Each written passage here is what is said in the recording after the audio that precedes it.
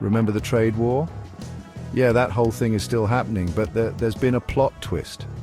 Trump has hit the pause button on new tariffs against Mexico and Canada. Don't get too excited, though. This isn't a grand gesture of peace and harmony. It's more like a strategic timeout. The tariffs were set to kick in last week, targeting everything from avocados to auto parts. This sent shockwaves through the markets and had businesses scrambling.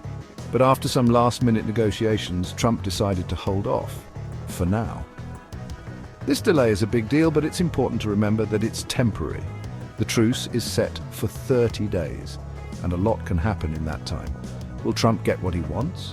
Will Mexico and Canada cave to the pressure? Or will we be back to square one with a full-blown trade war on our hands? So why the sudden change of heart towards Mexico and Canada? Well, it seems Trump has a few specific demands.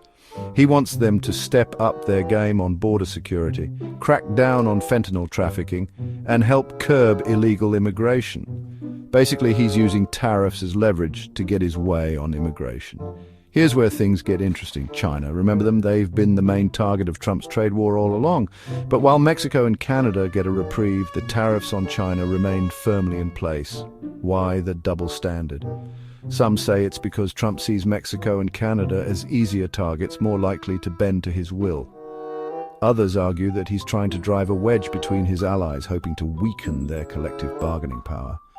Whatever the reason, one thing's for sure, this trade war is a long way from over. To secure the tariff delay, both Mexico and Canada had to make some concessions. Mexico, already feeling the heat from the threat of tariffs, agreed to deploy 10,000 National Guard troops to its border with the US. They've also promised to establish joint working groups with the US to address security and trade concerns.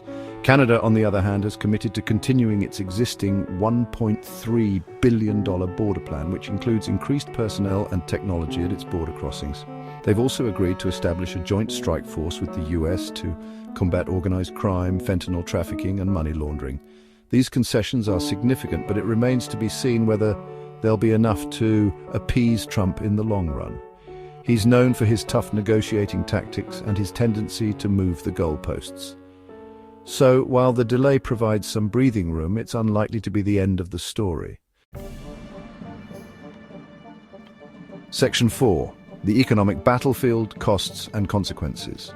The trade war, even in its current pause state, has already had a tangible impact on the global economy. The mere threat of tariffs sent markets into a tailspin, with stocks fluctuating wildly in response to every tweet and pronouncement from the White House. American businesses and consumers are feeling the pinch as well. The tariffs on Chinese goods have already driven up prices on everything from electronics to clothing.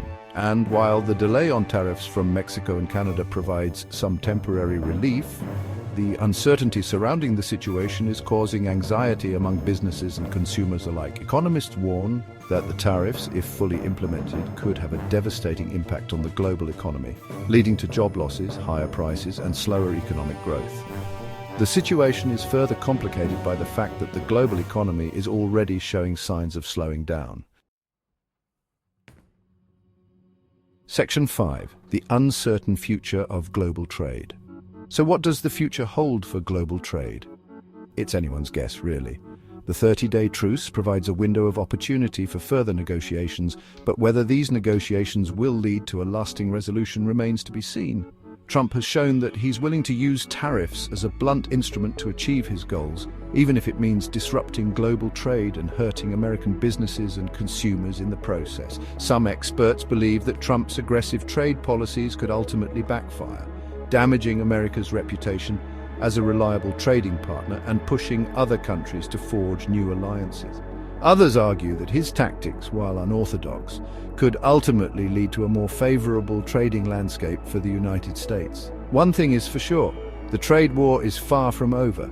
Buckle up, folks, it's going to be a bumpy ride.